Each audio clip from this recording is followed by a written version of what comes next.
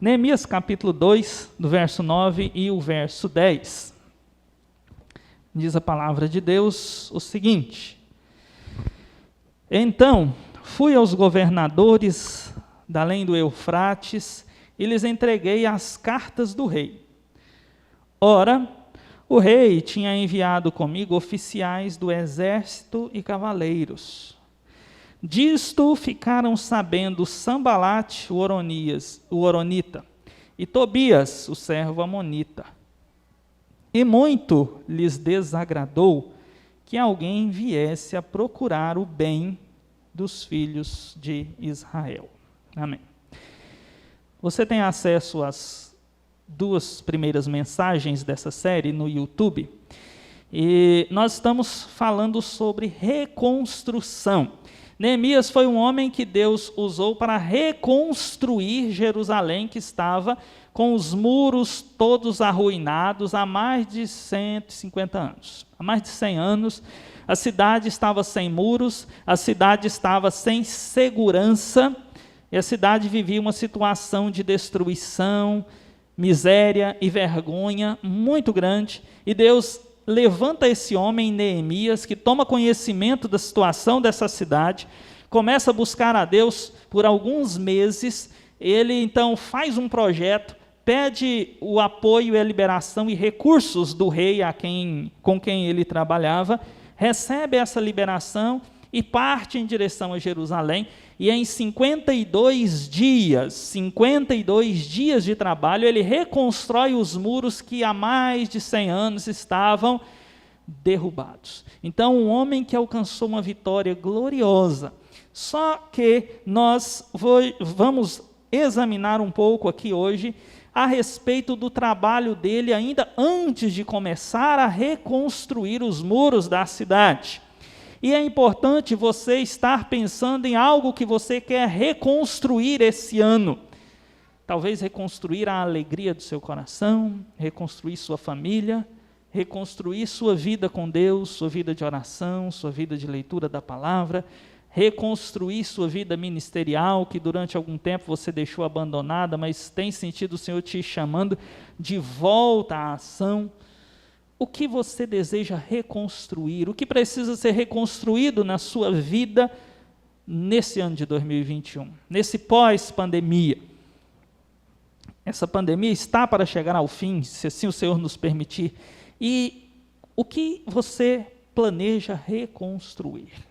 Um casamento, relacionamento com um filho, com a sua mãe, com seu irmão? O que precisa ser reconstruído na sua vida? Ah, mas eu ainda não sei, ainda tenho que pensar. Que bom, então você está aqui no dia certo, porque quero passar para você 3 orientações importantes que você precisa ter em mente antes de começar uma obra de reconstrução. Foi o que Neemias vivenciou antes de começar a reconstruir. Nosso tema é esse: antes de reconstruir. Antes de reconstruir, eu preciso ter, primeira coisa, certeza. Olha lá no verso 8, nós lemos o 9 e o 10. Dá uma olhadinha no 8, por favor. Ele diz que pediu cartas para Asaf, guarda das matas do rei, para que desse a ele madeiras para as vigas das portas da cidade que ele precisava reconstruir, a cidadela do templo, para os muros. Ele está dizendo que falou com o rei pedindo recursos financeiros, recursos materiais. Veja o finalzinho do verso 8. E o rei, mas deu. Leia junto comigo agora. Porque a boa mão do meu Deus era comigo. Ele está falando que pediu autorização do rei. Senhor rei, eu preciso ir à minha cidade para reconstruí-la. Vai. Senhor rei, eu preciso de material.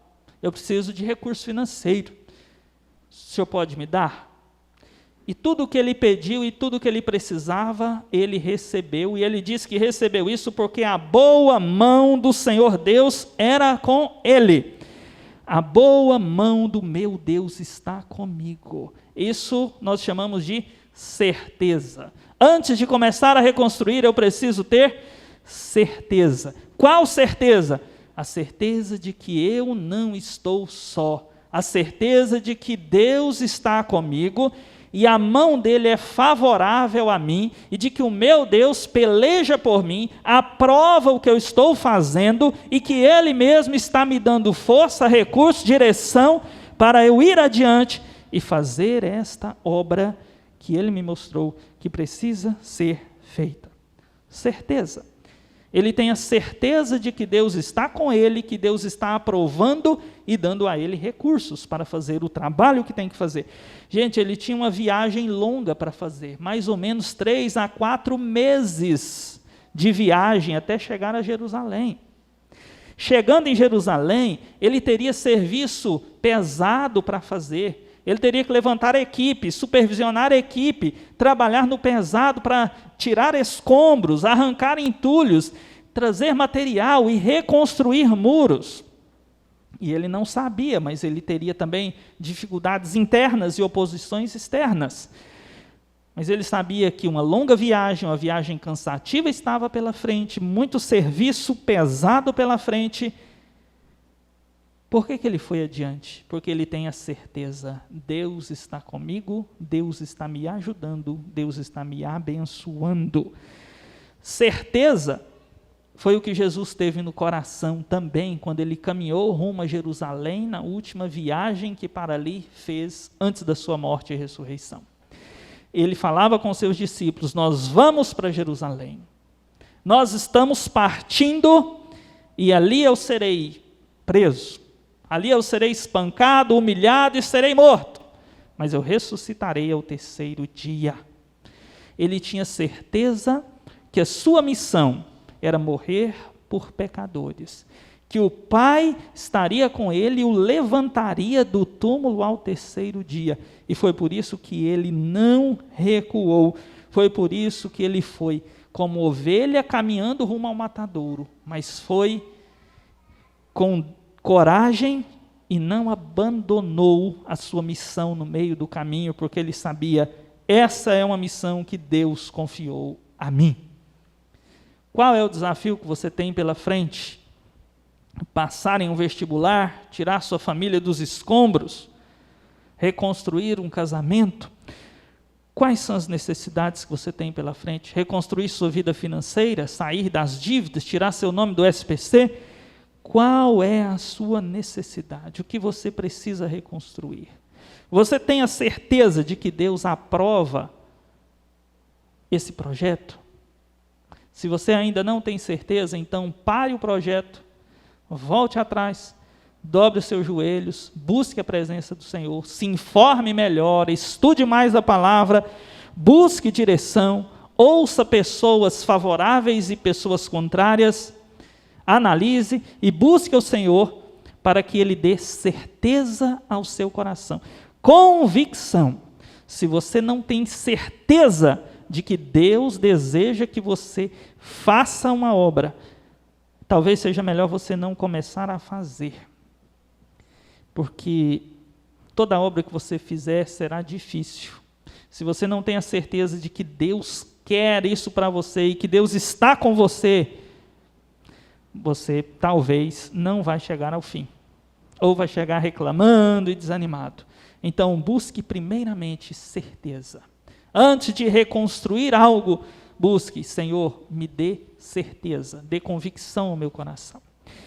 Antes de reconstruir, eu preciso ter certeza.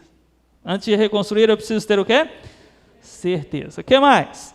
Fineza. Olha só o verso de número 9 ainda. Neemias 2:9. Então, fui aos governadores da além do Eufrates e lhes entreguei as cartas do rei. Ora, o rei tinha enviado comigo oficiais do exército e cavaleiros. O que ele está fazendo aqui? Está tendo um ato de fineza ou diplomacia. Diplomacia é quando uma autoridade vai até a outra e conversa amistosamente com a outra, estabelece os seus projetos, deixa claro quais são os seus planos, fazem algum acordo, talvez de cooperação ou de respeito de limites, e por fim ele segue o seu trabalho. Diplomacia. É como se fosse uma elegância. Políticos sendo elegantes, autoridades, líderes sendo elegantes um com o outro. Fineza, diplomacia, elegância. Observe que ele diz assim: eu fui às autoridades que governavam a região. Eu fui até eles. Primeira atitude de fineza. Segundo, eu fui acompanhado de uma comitiva que o rei tinha colocado à minha disposição. Não fui sozinho. É muito importante você ver quem é que está com as pessoas que vêm até você. Um dia um pastor falou o seguinte: quando você for votar, observe o candidato e observe quem são os apoiadores dele. Tem muito a ver. Então, Neemias foi a uma autoridade, foi com uma autoridade a outras autoridades. Ele não foi sozinho, ele foi acompanhado de oficiais do rei. Pessoas que serviam como autoridade. Além disso, ele foi levando cartas de apresentação, mostrando: olha, eu tenho credencial para fazer o trabalho que estou fazendo. Estou fazendo uma viagem, passando por aqui, a caminho de Jerusalém, para fazer ali um trabalho, mas o rei sabe que eu estou indo, eu tenho autorização, eu tenho credencial, eu estou aqui debaixo de autoridade e está tudo certo, veja a documentação. Diplomacia. Ele não empinou o nariz e foi chegando e pisando em todo mundo, não. Ele foi elegante na forma de conduzir-se rumo a Jerusalém. Primeiro, certeza. Antes de reconstruir, eu preciso ter a certeza que Deus está comigo e que Deus deseja que eu faça esse trabalho. Segundo, fineza. Eu preciso lidar com as pessoas de forma elegante, ética, gentil, diplomática. Terceiro, enquanto a gente está falando aqui de fineza, pensa aqui comigo. Suponhamos que você quer reconstruir um centro de adoração dentro da sua casa, quer conduzir os seus filhos e a sua esposa a uma vida de oração dentro de casa. Nós não vamos só na igreja mais, nós também vamos ter tempo com Deus aqui em casa. Você pode fazer isso de duas formas. Você pode chegar e dizer: esposa, filhos, vem cá, abraça. Tendo abraçado, diz: eu tenho um projeto para apresentar para vocês. Tenho sentido Deus me mostrando que precisamos, uma vez ao dia, 4 vezes por semana, ter um tempo em família, lendo a Bíblia e orando. E, quem sabe, nos desculpando uns com os outros aqui, de algumas coisas que estiverem pendentes. Você fez de uma forma diplomática. A outra forma de você fazer é você já chegar em casa, um pedaço de pau desse tamanho aqui, já dá logo uma porretada na televisão da sua esposa, pegar o celular dos seus filhos e o videogame e jogar tudo no fogo e falar: de hoje em diante nessa casa não tem mais essas coisas do diabo, que a partir de hoje vai todo mundo ler a Bíblia e orar aqui. Você teve a mesma postura, mas de um jeito bem mais agressivo. Provavelmente, com uma postura diplomática, você obterá mais sucesso. Tem momentos que você precisa dar um tapa na mesa e falar forte, e falar alto, e se impor, e se dar ao respeito. Tem momento que vai ter que fazer isso, sim.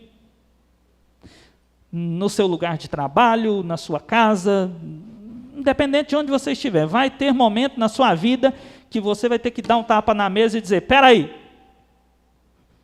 e dê um basta nas coisas. Mas esses momentos são muito poucos. A maioria dos problemas nós resolvemos de forma diplomática e fina. Agora sim, antes de reconstruir, certeza. Antes de reconstruir, fineza. Antes de reconstruir, firmeza. Não é fineza mais, agora é firmeza. Firme. Firmeza tem a ver com determinação. Olha só o que diz aí o verso de número 10.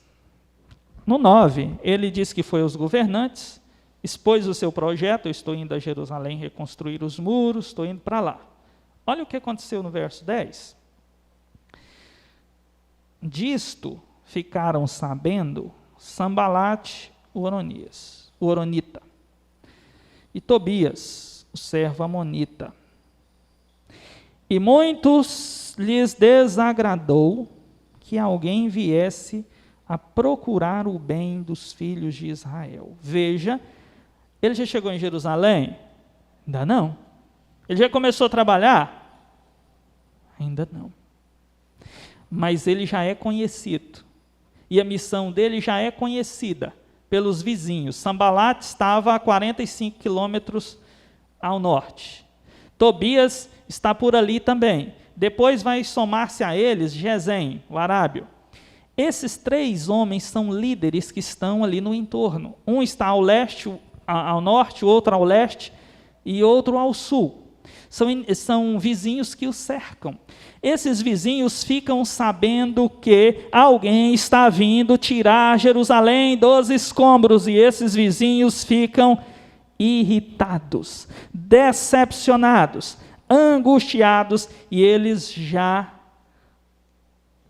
assumem uma postura contra Neemias. Ele ainda não começou a fazer o seu trabalho de reconstrução, mas ele já tem inimigos. Se Deus não tivesse colocado no coração desse homem a firmeza, a determinação, o projeto morreria aqui, porque aqui já começaram as caras feias, aqui já começaram as oposições antes que o trabalho se iniciasse. Eles eram líderes que influenciavam a região. Jerusalém ser reconstruída tiraria deles prestígio. Gente, pensa comigo aqui. Nós estamos aqui, tem Piranhas, tem Arenópolis, tem Baliza, tem Aragarças, Barra do Garças, por ali tem, antes de Jussara tem outra cidadezinha, não tem?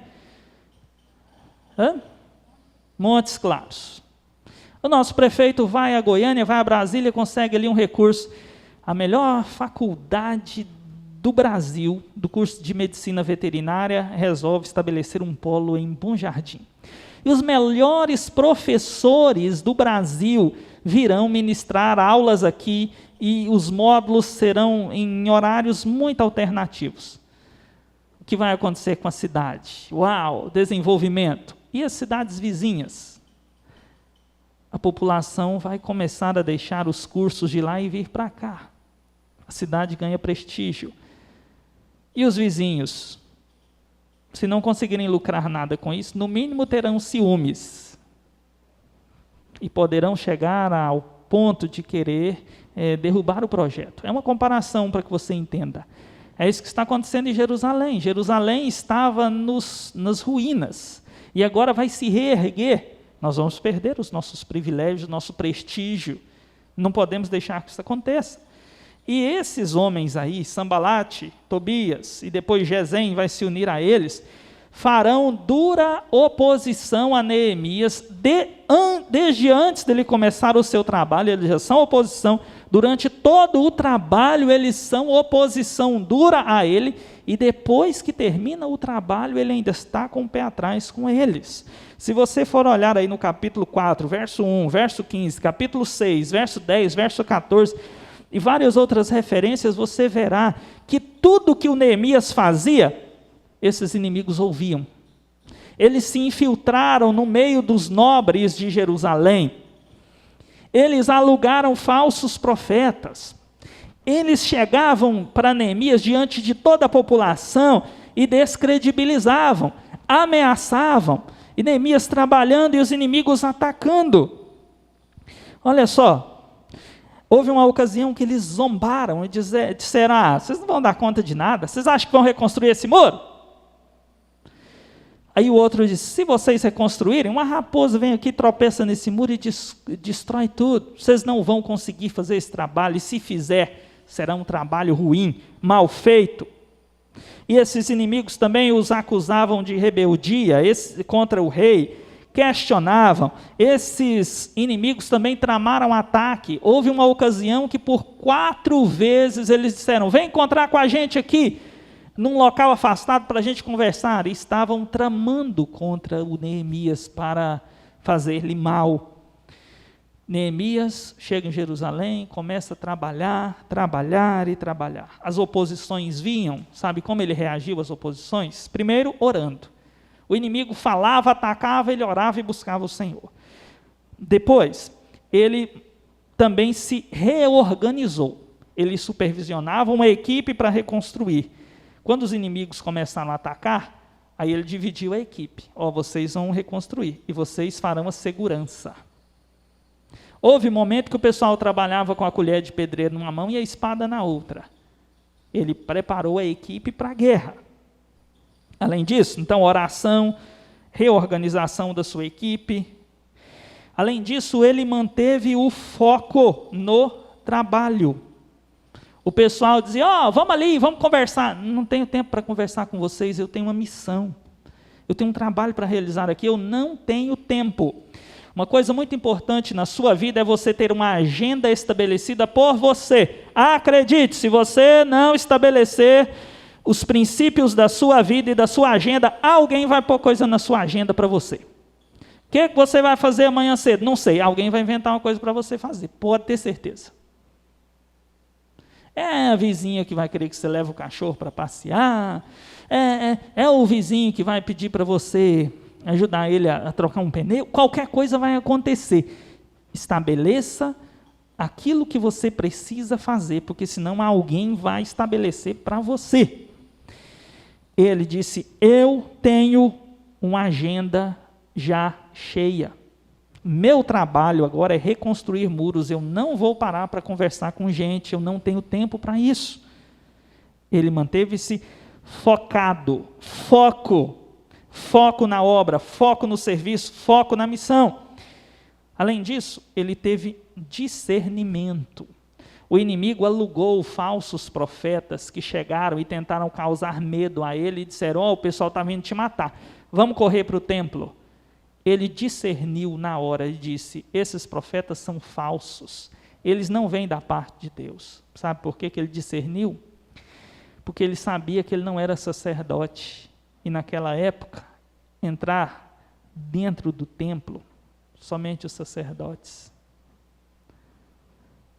Então, como que um profeta vai me aconselhar para fazer uma coisa que Deus não autoriza que eu faça?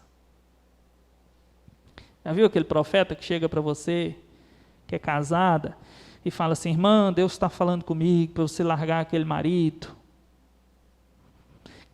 seu não te valoriza, Deus está revelando aqui para mim, larga esse marido. Sabe o que ele vai fazer depois que terminar o culto? Pegar o seu telefone. Sabe quem vai ser o primeiro a ligar para você quando você largar o marido? Ele. E já viu o profeta falar para a mulher feia largar o marido? Sim ou não? Porque eu nunca vi. Então, ele soube discernir: esse profeta é falso, o profeta está dizendo para eu fazer uma coisa que Deus não autoriza. Eu não vou me amedrontar, eu vou continuar no meu trabalho. Ele soube lidar com as oposições. Você enfrentará oposições. Precisa manter firme e focado, com os olhos voltados para o Senhor e com a mão na massa. Faça o que tem que fazer, incansavelmente, ainda que as pessoas digam que você tem que parar, que o seu serviço não vale nada. Você tem certeza que Deus está com você, que Deus está te aprovando nessa missão? Digam o que quiserem, mantenha a sua mão na obra e os seus olhos no Senhor. Você crê nisso? Diga glória a Deus. Amém. Jesus foi uma pessoa determinada. Neemias funciona para nós aqui como um tipo de Cristo. Assim como Neemias reconstruiu os muros de Jerusalém, Jesus reconstrói a minha vida e a sua história, a minha. Jesus também foi muito firme e determinado. O inimigo levantou amigos de perto para dizer: Jesus não vai para a cruz, não. Que isso? Jesus disse: arreda Satanás. O inimigo foi falar com Jesus lá no deserto, quando Jesus jejuava. O inimigo foi falar com Jesus quando Jesus já estava pendurado na cruz. Ele disse: desce da cruz, e a gente vai acreditar. Jesus foi determinado. A minha missão é morrer por pecadores e depois ressuscitar por eles. Eu não vou me distrair da minha missão. Ele teve foco, foi firme até o fim. E ainda bem que Jesus foi determinado e não desistiu de pagar pelos seus e pelos meus pecados. Porque se ele tivesse desistido, ai de nós. Porque nós somos fracos. Muitas vezes nós não temos projetos, outros é que criam para nós. E quando temos, muitas vezes a gente aborta eles no meio do caminho, não cumpre com zelo, com dedicação, mas ainda bem que o Senhor Jesus, sendo Deus, se compadeceu de mim e de você e não desistiu do projeto de salvar a mim e a você do fogo eterno, e foi até a cruz, foi para a sepultura, ressuscitou ao terceiro dia, está vivo hoje, chamando a mim e a você, e preparando para nós uma nova morada, uma morada eterna e celestial. Ainda bem que ele teve determinação. Bendito seja o Senhor Jesus. Antes de você reconstruir sua fé, sua família, sua vida profissional, sua vida espiritual, antes de você reconstruir sua vida intelectual, antes de você reconstruir, você precisa ter certeza da presença e da aprovação de Deus. Fineza, diplomacia, saber lidar com as pessoas ao seu redor. Firmeza, determinação, para que naqueles dias difíceis você não recue, não pare no meio do caminho. Mantenha o seu foco, mantenha o seu objetivo. Deus te deu um objetivo, mantenha-se determinado. Momentos difíceis e tristes virão pela frente. Assim é na vida de todos. Na vida de Neemias, duras oposições, algumas dificuldades internas se levantaram. Foi uma obra difícil, foi complicado. Na vida do Senhor Jesus, gente de dentro, da mais alta confiança, se levanta contra ele, mente, trai, abandona. Tudo isso aconteceu com Jesus. Não desista no meio do caminho. Você não está sozinho, o Senhor Deus está cuidando de você. Ele está te levantando, Ele está te levando adiante. Não se amedronte diante de ameaças. Não se amedronte diante do rugido do inimigo. Não se dê por vencido. Olhe para frente. Você não está sozinho. Há alguém que está cuidando de você, que é o Deus Todo-Poderoso, que não te abandona e não vai te abandonar e vai te levar adiante. Eu não sei o que você tem para reconstruir, para fazer. Talvez venham dias gloriosos na sua vida. Talvez o Senhor faça um milagre na sua vida. Glória a Deus. Se Ele fizer, nós vamos comemorar com você, porque Deus tem poder para fazer milagres ainda hoje. Ele tem feito muitos.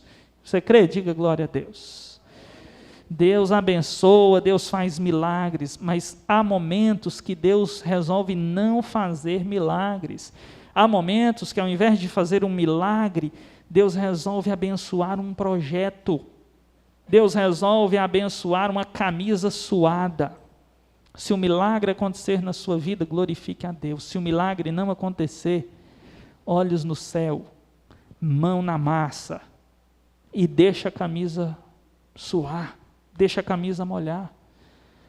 Suor do rosto também é bênção de Deus. Quem está suando o rosto também pode estar debaixo da bênção de Deus. João Batista foi o maior dos profetas, de acordo com o Senhor Jesus. Trabalhou, foi para o deserto. Suas roupas eram rústicas. Sua alimentação era mel e gafanhoto, que dizem os estudiosos que era um negócio bem amargo, ainda bem que tinha o mel para quebrar um pouco do amargo. Trabalho duro, não fez nenhum milagre, e foi um grande instrumento nas mãos de Deus. Neemias, você não vê milagre nesse livro, mas você vê Deus respondendo a oração, você vê gente trabalhando, suando a camisa, tirando entulho, se cansando, tendo que se preparar, se armar contra inimigo, carregar peso, debaixo do sol quente, e Deus abençoando e a obra acontecendo. Se os dias forem de camisa suada, glorifique o Senhor e não desista. Se os dias forem de milagre, glorifique o Senhor da mesma forma e não desista. Que o Senhor abençoe ricamente a sua vida. Coloque-se de pé um instante, por favor, vamos orar ao Senhor.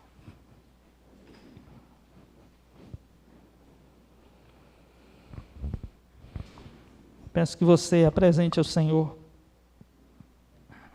projeto para a sua vida pessoal, familiar, para a sua vida profissional, escolar.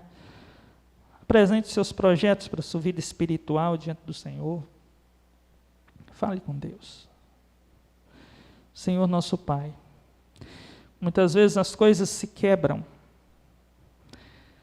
mas nós sabemos que o Senhor é um Deus que reconstrói vidas, histórias. Assim como o Senhor usou Neemias, usa a nossa vida para obras de reconstrução. Meu Deus, que a tua poderosa e forte mão seja sobre nós. E quando o cansaço bater, não nos deixe desistir, nos carregue nos braços. E, Senhor, perdoa-nos, porque muitas vezes começamos projetos e paramos no meio do caminho. Obrigado, porque mesmo que muitas vezes a gente desista, pare no meio do caminho, deixe o cansaço, a frustração falar mais alto, mas ainda assim o Senhor nunca nos abandonou e nem vai abandonar, porque o Senhor conhece a nossa estrutura, sabe que nós somos pó, mas o Senhor é o Deus que tem poder para nos fortalecer, nos fazer mais fortes nas lutas que se levantarem. Dá-nos, Senhor Deus, um ano de vitória, de bênção. Planta sonhos do Senhor no nosso coração. Conforta cada coração, meu Deus. Cada coração em angústia, em incerteza. Traz a certeza da parte do Senhor, de um tempo novo, um tempo glorioso, um tempo de vitória. Em nome do Senhor Jesus. Amém. Amém. Podem sentar, irmãos?